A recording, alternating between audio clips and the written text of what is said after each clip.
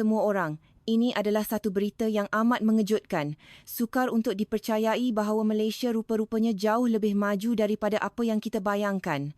Ini adalah kisah tentang satu kejadian luar biasa yang berlaku di sebuah sekolah menengah perempuan berprestij di Vienna, Austria, yang mempunyai tradisi selama 120 tahun. Kata-kata yang diucapkan oleh para pelajar sekembalinya mereka daripada lawatan sambil belajar ke Malaysia telah menggoncang seluruh komuniti pendidikan di Austria. Pada mulanya, para ibu bapa dan guru menentang keras rancangan ini kerana menganggap Malaysia sebagai sebuah negara tropika yang terdedah kepada bencana alam, cuaca ekstrem dan mempunyai tekanan sosial yang berbeza. Namun, apa yang diceritakan oleh para pelajar selepas seminggu berada di sana adalah sebuah kisah yang langsung tidak dijangka. Sebaik sahaja kami menjejakkan kaki di lapangan terbang antarabangsa Kuala Lumpur, KLEA, kami menyedari bahawa tanggapan kami terhadap Malaysia selama ini adalah salah sama sekali. Sistem yang berjaya menemui pasport yang hilang dalam masa 5 minit. Kehidupan harian yang futuristik di mana semua pengangkutan awam boleh diakses hanya dengan satu aplikasi telefon pintar. Malah, jalan raya yang sangat selamat walaupun pada pukul 2.00 pagi. Semuanya amat mengejutkan. Ini adalah pengakuan daripada Katarina, seorang gadis Austria berusia 17 tahun. Apa yang lebih mengagumkan adalah tindakan yang diambil oleh para pelajar ini sekembalinya mereka ke tanah air. Mereka telah mengemukakan satu kertas cadangan rasmi untuk mengubah seluruh sistem sekolah mereka dengan mencontohi sistem yang diguna pakai di Malaysia. Apakah sebenarnya yang berlaku di sekolah berprestij ini sehingga menyebabkan seluruh masyarakat Austria kini mula mengalihkan pandangan mereka ke Malaysia? Mari kita dengar kisah luar biasa ini secara langsung. Sebelum kita bermula, jika anda menyukai perkongsian ini, sila berikan tanda suka dan langgan saluran ini untuk membantu kami terus berkongsi lebih banyak kisah menarik dari seluruh dunia. Hello semua, saya Katarina. Saya merupakan pelajar di St. Elizabeth Gymnasium, sebuah sekolah menengah perempuan berprestij yang terletak di Vienna, Austria. Apa yang bakal saya kongsikan ini adalah pengalaman sebenar yang saya lalui sendiri. Saya ingin menceritakan tentang pengalaman luar biasa semasa lawatan sambil belajar ke Malaysia, sebuah rancangan yang pada mulanya saya tentang dengan sekeras-kerasnya. Sekolah kami ditubuhkan pada tahun 1903 dan merupakan sebuah sekolah perempuan yang penuh dengan tradisi bersejarah. Setiap kali musim bunga tiba, acara yang paling dinanti-nantikan oleh semua pelajar adalah lawatan sambil belajar. Sebelum ini, destinasi pilihan kami sentiasa bandar-bandar utama di Eropah seperti Paris, London atau Rom. Namun pada bulan Mac tahun lepas, Majlis Perwakilan Pelajar telah mengemukakan satu cadangan yang mengejutkan. Kali ini, mari kita melawat Kuala Lumpur, Malaysia. Sejujurnya, saya adalah antara orang pertama yang menentang keras cadangan ini. Saya tidak faham mengapa kami perlu pergi ke negara yang begitu jauh. Sebagai wakil pelajar yang membantah, saya menyuarakan kebimbangan kami. Pengetahuan saya tentang Malaysia sangat terhad. Apa yang saya tahu hanyalah ia sebuah negara tropika yang kerap dilanda banjir monsun, mempunyai jurang budaya yang besar dan cuaca yang terlampau panas. Pada fikiran saya, terdapat banyak lagi tempat menarik di Eropah yang boleh dilawati tanpa perlu mengambil risiko yang tidak perlu. Semasa taklimat bersama ibu bapa, saya bersama penjaga saya menyatakan bantahan secara terbuka. Kami bimbang tentang perbezaan budaya di Asia, jurang bahasa, serta kesukaran untuk berkomunikasi. Malah, hampir separuh daripada rakan-rakan sekelas saya berkongsi kebimbangan yang sama. Walau bagaimanapun, setelah mendengar pembentangan yang bersungguh-sungguh daripada majlis pelajar serta sokongan majoriti di mana 210 daripada 280 pelajar bersetuju keputusan untuk ke Malaysia, akhirnya muktamad. Saya terpaksa akur dan menyertainya dengan perasaan berat hati. Sehingga hari pelepasan, saya masih diselubungi keraguan. Adakah di sana benar-benar selamat? Adakah makanannya sesuai dengan selera kami? Adakah kami boleh berkomunikasi dengan baik? Pelbagai kebimbangan bermain di fikiran saya. Ibu bapa saya juga tidak putus-putus berpesan agar saya menghubungi mereka setiap hari. Namun selepas penerbangan panjang selama belasan jam, sebaik sahaja kaki saya melangkah keluar di terminal KLEA, segala prasangka dan stereotip yang saya pegang selama ini mula runtuh satu demi satu. Seni bina lapangan terbang itu sendiri sudah cukup untuk membuatkan saya terpaku. Berbanding dengan lapangan terbang antarabangsa Vienna, Schwechat, yang biasa kami gunakan, KLEA jauh lebih besar, moden dan gah. Struktur sailingnya yang tinggi dengan cahaya semula jadi yang menembusi masuk, serta taman hutan hujan mini di tengah-tengah terminal memberikan suasana seolah-olah kami berada di dalam bangunan masa hadapan. Ia sangat berbeza daripada apa yang saya bayangkan. Ketika itulah, satu kejadian yang tidak diduga telah berlaku. Rakan saya Teresa menyedari bahawa dia telah tercicir pasportnya semasa turun dari pesawat. Hati saya mula berbisik. Kan saya dah agak. Memandangkan ini negara luar, proses birokrasinya pasti rumit dan memakan masa. Wajah Teresa menjadi pucat lesi, manakala guru pengiring kami mengeluh panjang, bimbang perkara ini akan mengambil masa berjam-jam untuk diselesaikan. Saya juga menjangkakan kami terpaksa tersadai di lapangan terbang sepanjang hari. Namun, apa yang berlaku seterusnya adalah di luar jangkaan kami. Sebaik sahaja kaki tangan lapangan terbang mengetahui situasi tersebut, mereka dengan pantas menghubungi pusat kawalan operasi. Dalam masa beberapa minit sahaja, mereka berjaya mengenal pasti lokasi pasport tersebut tercicir. Melalui rakaman kamera keselamatan, CCTV, mereka mengesan pasport itu terjatuh di bawah tempat duduk Teresa ketika dia bangun untuk keluar dari pesawat. Kaki tangan syarikat penerbangan segera berlari ke pesawat dan membawa pulang pasport tersebut kepada Teresa. Seluruh proses itu mengambil masa tepat 5 minit. Teresa sendiri yang melihat jam tangannya untuk mengira waktu. Saya benar-benar terpana. Jika perkara ini berlaku di tempat lain, ia mungkin mengambil masa sekurang-kurangnya 12 jam atau mungkin sehari suntuk. Tetapi di sini, ia diselesaikan dalam masa 5 minit sahaja. Pengetua kami juga tidak dapat menyembunyikan reaksi kagum pada wajahnya. Proses pemeriksaan imigresen juga berjalan dengan sangat lancar. Walaupun kami datang dalam kumpulan besar seramai 280 orang, kaunter imigresen digital dan kecekapan para pegawai membuatkan proses itu selesai dengan amat cepat. Malah, pegawai imigresen di situ sangat mesra. Mereka menyapa kami dengan senyuman, malah ada yang mengucapkan selamat datang dalam bahasa Inggeris yang sangat fasih serta cuba menyapa kami dalam bahasa Jerman. Tuntutan bagasi juga sangat sistematik. Beg-beg kami sudah pun tersusun rapi di atas talian penghantar. Sebaik sahaja kami tiba di zon tuntutan bagasi, tiada satu pun beg yang hilang atau rosak. Guru pengiring kami menggelengkan kepala tanda kagum dan mengakui bahawa sistem pengurusan di sini jauh lebih teratur berbanding di sesetengah lapangan terbang di Eropah. Papan tanda petunjuk arah di dalam lapangan terbang juga sangat jelas. Ditulis dalam pelbagai bahasa, termasuk bahasa Melayu, Inggeris, Cina, Tamil dan Jepun, memudahkan sesiapa sahaja untuk mencari jalan tanpa bantuan. Kebimbangan saya tentang jurang bahasa ternyata tidak berasas sama sekali. Proses menaiki pengangkutan ke hotel juga sangat tersusun. Di kawasan menunggu teksi dan bas, terdapat garisan petunjuk arah dan nombor giliran pada lantai, memastikan semua orang beratur dengan tertib. Keadaan huru-hara yang saya jangkakan langsung tidak berlaku. Pemandu teksi yang membawa kami juga sangat mesra. Apabila mengetahui kami adalah pelancong dari Austria, dia memandu dengan tenang sambil menerangkan mercu tanda bandar Kuala Lumpur dalam bahasa Inggeris yang mudah difahami. Sikapnya yang berbudi bahasa meruntuhkan lagi tembok prasangka saya. Setibanya di hotel, kecekapan proses daftar masuk sekali lagi menarik perhatian kami. Kaki tangan kaunter menyambut kami dengan senyuman mesra dan menguruskan bilik-bilik kami yang telah siap diagihkan terlebih dahulu. Kami diberikan kad kunci bilik. Semasa menaiki lift, saya menyedari sesuatu yang menarik.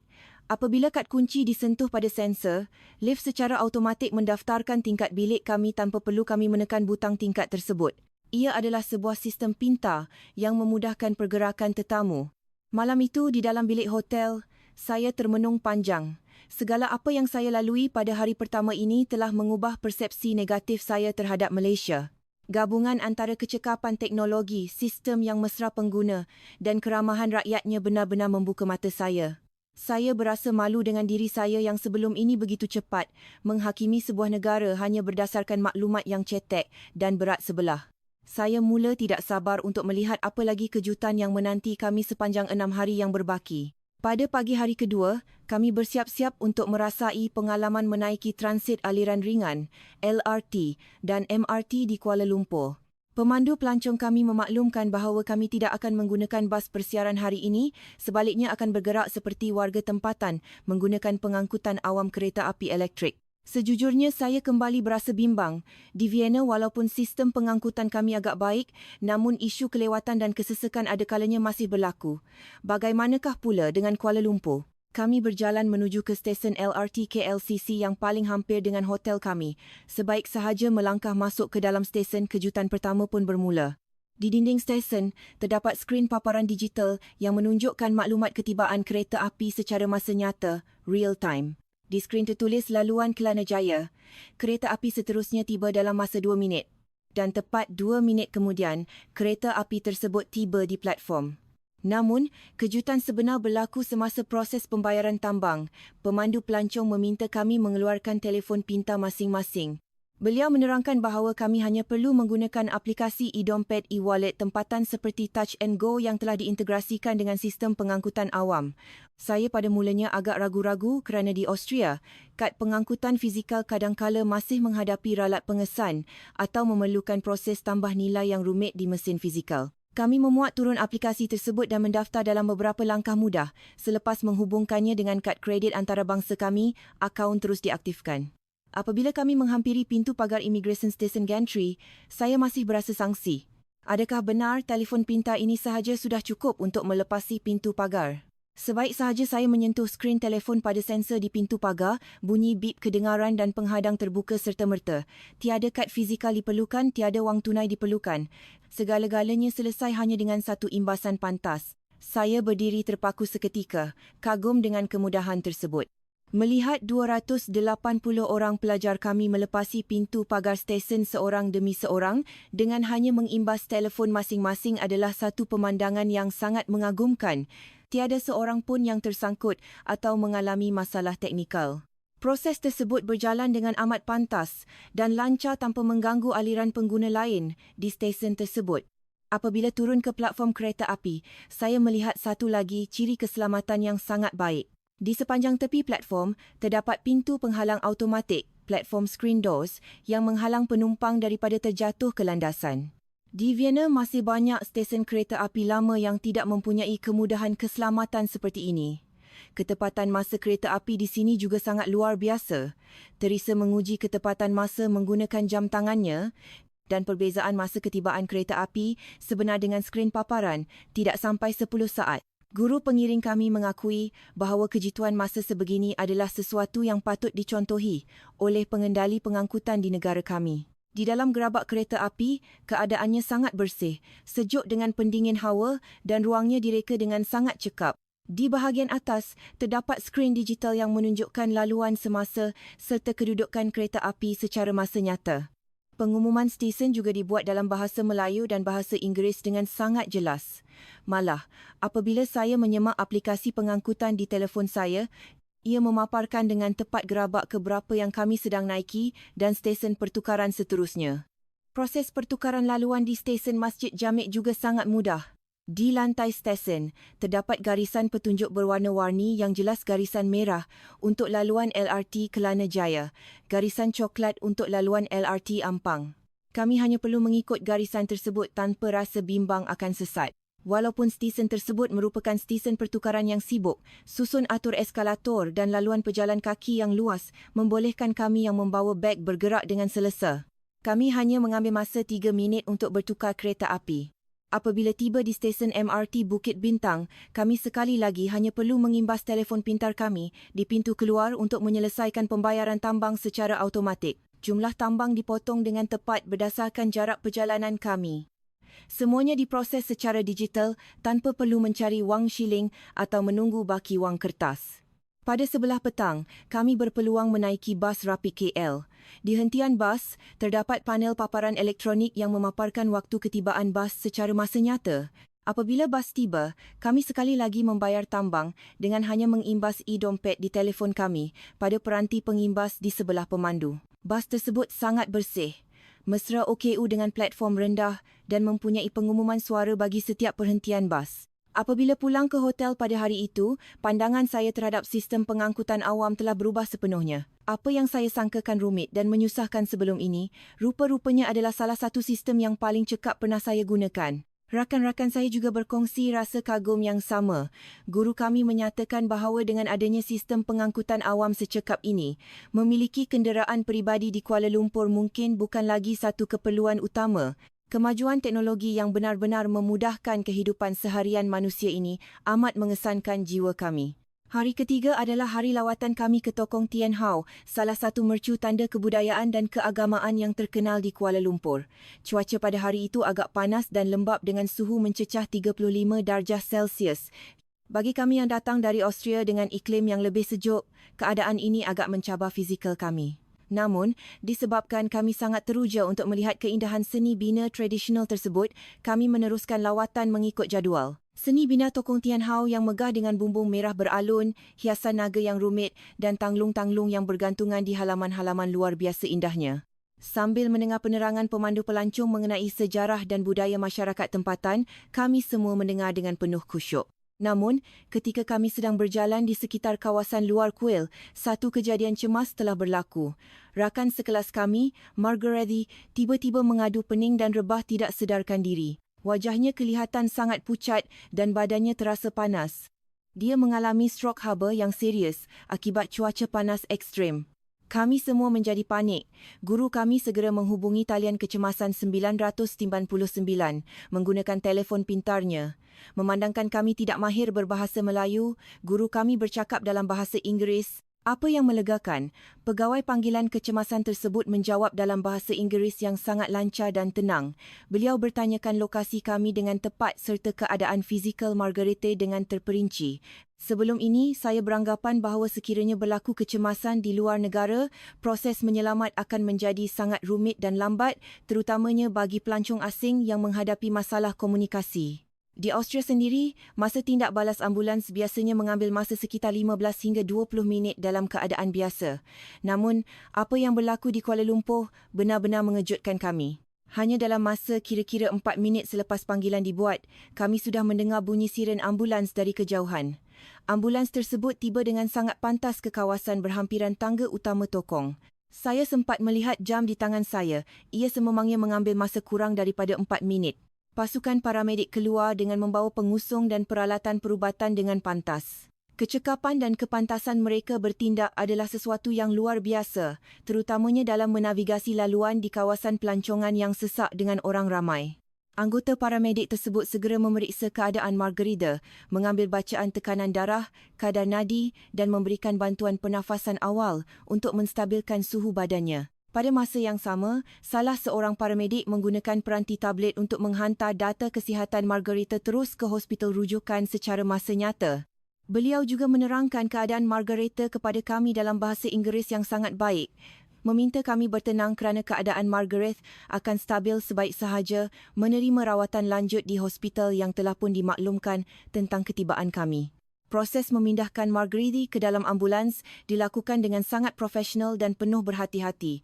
Saya dan pengetua kami dibenarkan untuk mengiringi Margarethe di dalam ambulans. Sepanjang perjalanan ke hospital, paramedik terus memantau keadaan Margarethe tanpa henti, memeriksa degupan jantung dan memberikan cecair hidrasi, sambil terus berkomunikasi dengan pihak hospital melalui radio untuk memastikan bilik kecemasan bersiap sedia. Sistem tindak balas kecemasan yang begitu bersepadu ini bermula daripada panggilan kecemasan, ketibaan ambulans yang pantas, rawatan awal di tempat kejadian, sehinggalah kepada perkongsian data perubatan secara masa nyata dengan hospital adalah satu bukti betapa majunya sistem kebajikan dan keselamatan di Malaysia. Setibanya di hospital, pasukan doktor dan jururawat sudah pun bersedia menunggu di pintu masuk zon kecemasan. Margarethe terus dibawa masuk untuk pemeriksaan lanjut. Doktor yang merawatnya juga bercakap dalam bahasa Inggeris yang fasih. Beliau menjelaskan bahawa Margarethe hanya mengalami keletihan haba, heat exhaustion, yang teruk dan akan pulih selepas menerima rawatan titisan intravena, Harifo drip, serta rehat yang cukup. Beliau juga menasihati kami tentang cara menjaga kesihatan di bawah cuaca tropika. Kelegaan kami bertambah apabila melihat layanan mesra dan profesional daripada para jururawat. Mereka memberikan perhatian yang sangat rapi tanpa membezakan status kami sebagai warga asing. Malah, bil rawatan perubatan kecemasan yang dikenakan juga adalah sangat munasabah dan dilindungi sepenuhnya oleh insurans perjalanan kami. Kaki tangan hospital turut membantu kami menguruskan dokumen tuntutan insurans dengan sangat mesra. Apabila kami keluar dari hospital, pengetua kami berkata dengan penuh kagum, sistem tindak balas kecemasan seperti ini adalah sesuatu yang sangat luar biasa. Kepantasan, kecekapan dan penyelarasan antara semua pihak di sini amat patut dipuji. Malam itu, saya mendapat satu lagi pengajaran penting. Malaysia bukan sahaja sebuah negara yang maju dari segi teknologi dan infrastruktur, tetapi ia juga sebuah negara yang meletakkan nilai kemanusiaan dan keselamatan rakyat serta pelawatnya sebagai keutamaan tertinggi. Kecekapan dan kehangatan hati mereka dalam situasi cemas ini akan sentiasa terpahat di dalam ingatan kami. Hari keempat dihaskan untuk lawatan ke Sekolah Menengah Sains Seri Bintang SMSSB di Kuala Lumpur, sebuah sekolah berprestij yang terpilih untuk program pertukaran dan kerjasama akademik masa hadapan dengan sekolah kami. Sejujurnya, saya sebelum ini mempunyai persepsi bahawa sistem pendidikan di Asia adalah sangat tegar, hanya berorientasikan hafalan dan peperiksaan semata-mata serta kurang memupuk kreativiti pelajar. Namun, sebaik sahaja melangkah masuk ke pekarangan sekolah tersebut, persepsi sempit saya sekali lagi terbukti salah. Seni bina sekolah tersebut sangat moden dengan konsep terbuka dan mesra alam. Di sepanjang koridor, terdapat pelbagai hasil kerja kreatif, projek sains dan hasil penyelidikan pelajar yang dipamerkan dengan bangga. Tempat pertama yang kami lawati ialah makmal fizik dan robotik. Di situ, beberapa orang pelajar sedang membina sebuah prototipe robot penyelamat. Tahap kepakaran dan teknologi yang mereka gunakan adalah sangat tinggi, jauh melebihi standard pelajar sekolah menengah biasa. Ia adalah tahap inovasi yang biasanya hanya ditemui di peringkat universiti di Austria. Di makmal kimia pula, terdapat sekumpulan pelajar yang sedang menjalankan kajian tentang bahan bioplastik baharu yang diperbuat daripada sisa pertanian tempatan. Mereka tidak hanya menghafal teori daripada buku teks, sebaliknya mereka membina hipotesis, menjalankan eksperimen dan menganalisis data secara kritikal. Namun, bilik komputer dan makmal kecerdasan buatan, AI adalah tempat yang paling mengagumkan kami. Di situ, pelajar sekolah menengah sedang menulis kod atau cara untuk sistem pengecaman imej menggunakan teknologi pembelajaran mendalam, deep learning. Di sinilah kami menyaksikan satu pemandangan yang sangat menyentuh hati. Di dalam kelab robotik tersebut, terdapat seorang pelajar lelaki yang menggunakan kerusi roda bernama Hazim. Hazim mengalami kecederaan kaki akibat kemalangan jalan raya beberapa tahun lalu yang memaksanya bergantung kepada kerusi roda. Pada mulanya, saya menyangka Hazim menyertai kelab tersebut sekadar sebagai ahli sokongan yang dibantu oleh rakan-rakannya yang lain. Namun, tanggapan saya meleset sama sekali. Hazim sebenarnya adalah ketua kumpulan dan nadi penggerak bagi projek robotik mereka. Dia sedang memimpin perbincangan, memberikan idea-idea bernas untuk reka bentuk robot dan mengagihkan tugas kepada rakan-rakan kumpulannya dengan penuh keyakinan. Idea projek yang dibawa oleh Hazim adalah sebuah robot pembantu navigasi suara untuk golongan cacat penglihatan. Berdasarkan pengalamannya sendiri sebagai seorang OKU, Hazim ingin mencipta teknologi yang benar-benar dapat membantu memudahkan kehidupan golongan yang memerlukan. Projek ini bukan dibina untuk sekadar menunjuk-nunjuk kemahiran teknologi, tetapi ia syarat dengan nilai empati dan tanggungjawab sosial yang tinggi. Rakan-rakan kumpulannya juga menyokong penuh idea Hazim bukan atas dasar belas kasihan, tetapi kerana mereka menghormati kepimpinan dan kebolehan intelektualnya. Mereka bekerjasama sebagai satu pasukan yang setara tanpa sebarang batasan fizikal. Saya berasa sangat terharu melihat keakraban dan persefahaman mereka. Kumpulan Hazim juga dihabarkan sedang membuat persiapan untuk menyertai pertandingan robotik peringkat kebangsaan dan projek mereka merupakan antara projek yang paling mendapat perhatian tinggi kerana nilai kemanusiaan yang diterapkan dalam reka bentuk tersebut. Apa yang lebih mengagumkan adalah ekosistem sekolah tersebut secara keseluruhan. Tiada sesiapa pun di sekolah itu yang melihat keadaan fizikal Hazim sebagai sesuatu yang luar biasa atau janggal. Dia belajar bersama rakan-rakan, terlibat dalam projek kumpulan dan bersaing secara sihat seperti pelajar-pelajar lain. Kemudahan sekolah juga dibina dengan sangat baik bagi menyokong keperluan OKU. Terdapat laluan landai, ramp di setiap bangunan, lift khas, tandas mesra OKU dan makmal yang direka khas untuk memudahkan akses kerusi roda. Semasa waktu rehat, kami berpeluang berbual dengan Hazim. Dalam bahasa Inggeris yang sangat fasih dan penuh keyakinan, dia berkongsi tentang cita-citanya untuk menyambung pengajian dalam bidang kejuruteraan sistem bantuan, asistif teknologi, bagi membantu meningkatkan kualiti hidup golongan kurang upaya di seluruh dunia. Ketika Teresa bertanya sama ada dia menghadapi kesukaran dalam kehidupan sekolahnya, Hazim tersenyum dan menjawab, pada mulanya agak mencabar, tetapi komuniti di sini, rakan-rakan dan para guru sentiasa menerima dan menyokong saya seadanya. Di sini, fizikal saya mungkin terhad, tetapi minda saya bebas untuk terbang tinggi. Di sebelah petang, kami berkesempatan untuk melihat kelas-kelas lain. Di kelas sastra, pelajar sedang membentangkan karya kreatif mereka. Di kelas sejarah, mereka sedang mengadakan sesi perdebatan yang aktif membincangkan impak peristiwa lampau terhadap masyarakat moden hari ini. Semua proses pembelajaran adalah berpusatkan pelajar, student-centered, di mana guru bertindak sebagai pemudah cara yang menggalakkan pemikiran kritis dan kreatif. Pulang dari sekolah tersebut, saya termenung memikirkan tentang erti sebenar pendidikan. Pendidikan bukan sekadar tentang pemindahan ilmu pengetahuan akademis semata-mata, tetapi ia adalah tentang bagaimana kita memupuk rasa empati, menghormati perbezaan dan berkembang bersama-sama sebagai sebuah komuniti yang penyayang.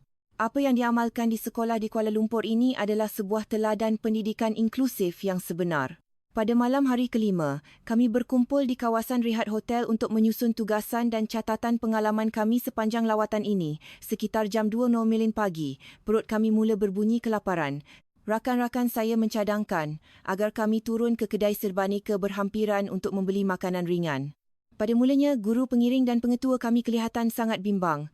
Beliau mempersoalkan sama ada adalah selamat untuk sekumpulan pelajar perempuan warga asing berjalan di luar pada waktu lewat malam sebegitu. Saya sendiri turut berkongsi kebimbangan yang sama. Memandangkan di Vienna sendiri, terdapat beberapa kawasan yang agak berisiko pada waktu lewat malam, terutamanya bagi pelancong luar. Namun, pemandu pelancong kami menenangkan keadaan dan memberi jaminan bahawa kawasan sekitar Bukit Bintang amat selamat, malah Kuala Lumpur terkenal sebagai salah satu bandaraya dengan tahap keselamatan yang tinggi. Walaupun agak teragak-agak, didorong oleh rasa lapar dan sifat ingin tahu, kami bersetuju untuk keluar bersama-sama dalam kumpulan kecil. Sebaik sahaja melangkah keluar dari lobi hotel, saya terus terpaku. Walaupun waktu sudah menunjukkan pukul 2.00 pagi, jalan-jalan di sekitar bandar masih terang benderang. Lampu-lampu jalan berfungsi dengan baik, papan tanda kedai berwarna-warni menerangi malam, dan yang paling mengejutkan, masih terdapat ramai orang yang berjalan di kaki lima. Terdapat pekerja pejabat yang baru pulang, kumpulan anak muda yang sedang berbual santai dan pelancong asing yang sedang menikmati keindahan malam. Suasananya sangat hidup, santai dan langsung tidak menakutkan. Dalam perjalanan menuju ke kedai serbaneka, kami terselisih dengan sepasukan anggota Polis Diraja Malaysia, PDRM, yang sedang melakukan rondaan rutin. Apabila melihat kami, mereka menghampiri kami dengan senyuman mesra dan menyapa kami dengan ucapan good morning.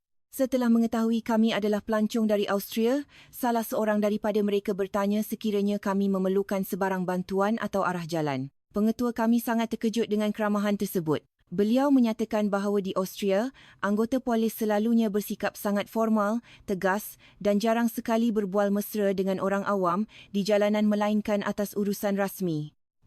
Apabila kami tiba di kedai serbaneka 24 jam, Family Mart, keadaannya sangat bersih dan terang. Pelbagai pilihan makanan sedia dimakan, ready to eat, seperti oden yang panas, sandwich dan pelbagai jenis roti tempatan serta pencuci mulut disediakan. Dengan begitu menarik sekali, pekerja kedai tersebut melayan kami dengan penuh sabar dan membantu menerangkan menu yang ada. Proses pembayaran juga sangat mudah kerana kami hanya perlu mengimbas kod e-dompet di kaunter tanpa perlu mengeluarkan wang tunai. Semasa berjalan pulang ke hotel dengan membawa bekalan makanan kami, satu lagi kejadian menyentuh hati berlaku. Kami terserempak dengan seorang wanita tempatan yang ramah. Beliau menyapa kami dan bertanya tentang pengalaman kami melawat Malaysia. Apabila Teresa bertanya tentang arah jalan pintas kembali ke hotel kami, wanita tersebut bukan sahaja menunjukkan arah menggunakan aplikasi peta di telefonnya, malah menawarkan diri untuk berjalan bersama-sama kami bagi memastikan kami tidak tersalah jalan. Sikap belas kasihan dan hospitality tulen yang ditunjukkan oleh warga kota biasa pada waktu lewat malam ini benar-benar menyentuh lubuk hati kami. Sepanjang perjalanan pulang, saya juga menyedari kehadiran kamera litar tertutup, CCTV, keselamatan yang dipasang di sepanjang laluan pejalan kaki serta butang kecemasan yang diletakkan di lokasi-lokasi strategik. Keadaan jalan juga sangat bersih daripada sebarang sampah sarap, menunjukkan kesedaran sivik yang tinggi dalam kalangan masyarakatnya. Di dalam bilik hotel, sambil menikmati makanan malam kami, Teresa berkata, "Sejujurnya, saya rasa berjalan di sini pada pukul 2.00 pagi adalah jauh lebih selamat dan tenang berbanding di beberapa kawasan di bandar kita sendiri." Semua rakan-rakan saya bersetuju. Pengalaman malam itu meruntuhkan sisa-sisa prasangka buruk yang kami ada sebelum ini. Malaysia terbukti sebagai sebuah negara yang bukan sahaja maju dari segi material, tetapi juga kaya dengan nilai kebaikan, keselamatan dan keharmonian sosial. Sekembalinya kami ke Austria, selepas tamat lawatan seminggu di Malaysia, kami disambut dengan penuh rasa ingin tahu oleh warga sekolah. Saya yang dahulunya merupakan penentang tegar program ini, kini telah bertukar peranan menjadi jurucakap yang paling bersemangat berkongsi tentang kehebatan Malaysia. Sebaik sahaja tiba di lapangan terbang Vienna, saya mula merasai perbezaan ketara. Semasa menunggu bas untuk pulang ke rumah, bas kami mengalami kelewatan selama 12 minit daripada jadual asal tanpa sebarang makluman digital yang tepat. Saya dan rakan-rakan saling berpandangan dan tersenyum tawa, terkenang akan ketepatan masa sistem pengangkutan di Kuala Lumpur yang begitu jitu. Pada hari pertama persekolahan, kawasan rehat kami dipenuhi dengan para pelajar yang ingin mendengar cerita perjalanan kami. Kami tidak hanya menceritakan tentang keindahan tempat pelancongan, tetapi kami berkongsi secara spesifik tentang kecemerlangan sistem yang kami saksikan sendiri, sistem pengangkutan pintar berintegrasi e-dompet, kecekapan penemuan pasport yang hilang dalam 5 minit, ketepatan masa pengangkutan awam dan kehebatan sistem tindak balas kecemasan 999. Bagi membuktikan kata-kata kami menunjukkan foto dan rakaman video yang kami ambil sendiri sebagai bukti visual.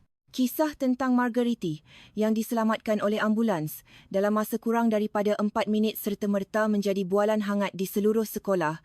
Memandangkan sistem kecemasan di bandar kami sendiri sering dikritik kerana kelewatan tindak balas. Seminggu kemudian, satu perhimpunan khas telah diadakan di mana kumpulan kami diminta untuk membentangkan laporan lawatan kami di hadapan pengetua, seluruh barisan guru dan semua pelajar sekolah.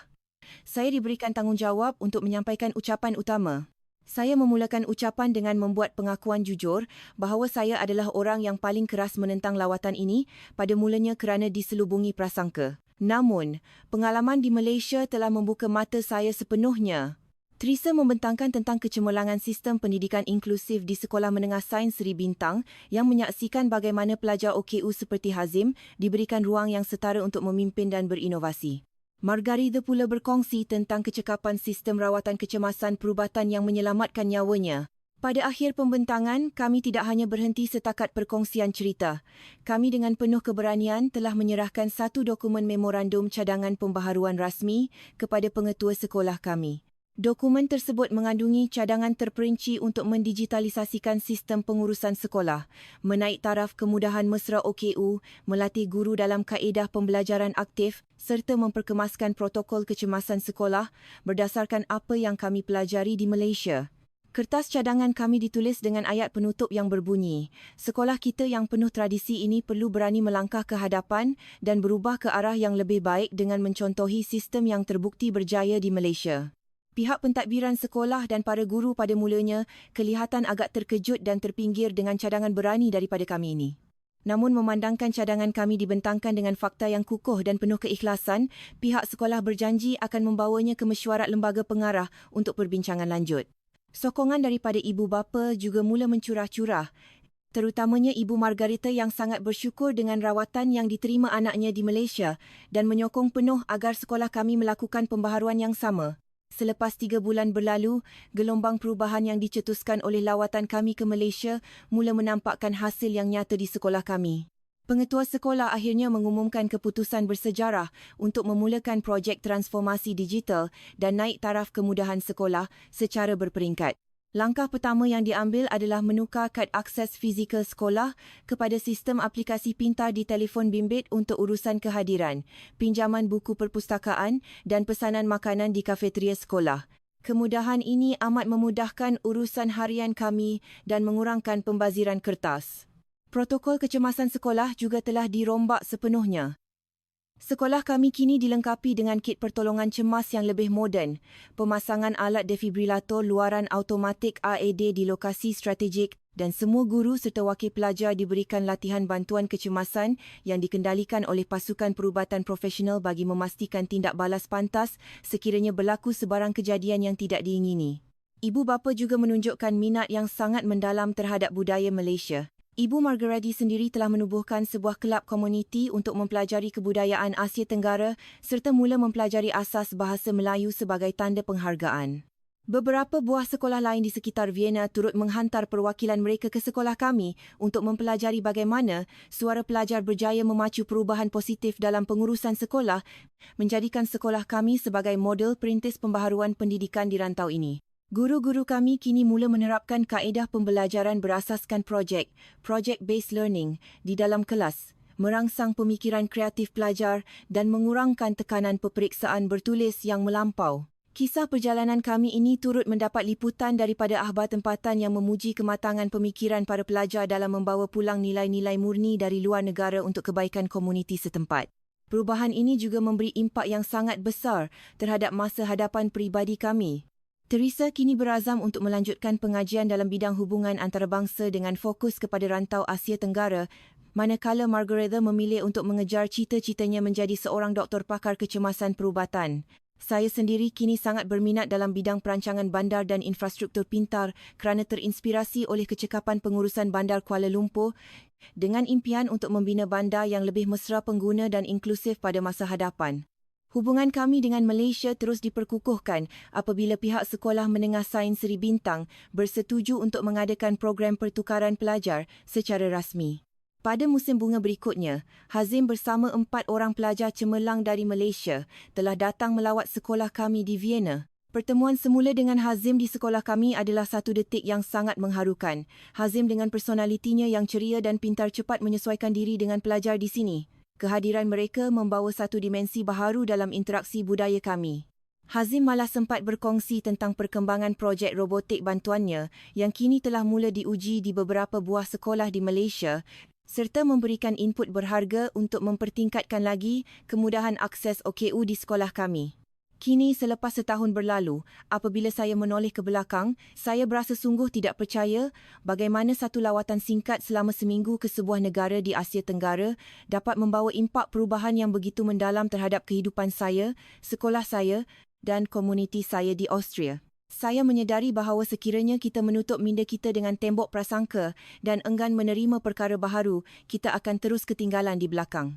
Apabila kita membuka hati untuk belajar daripada kelebihan orang lain, barulah perubahan yang bermakna dapat diterjemahkan dalam realiti kehidupan. Satu pesanan yang ditulis oleh Hazim di dalam kad ucapan penghargaan sebelum dia pulang ke Malaysia sentiasa tersemat di hati saya. Apabila dua budaya yang berbeza bertemu dengan rasa hormat dan keinginan untuk saling belajar, di situlah keindahan dan kemajuan sebenar akan tercipta.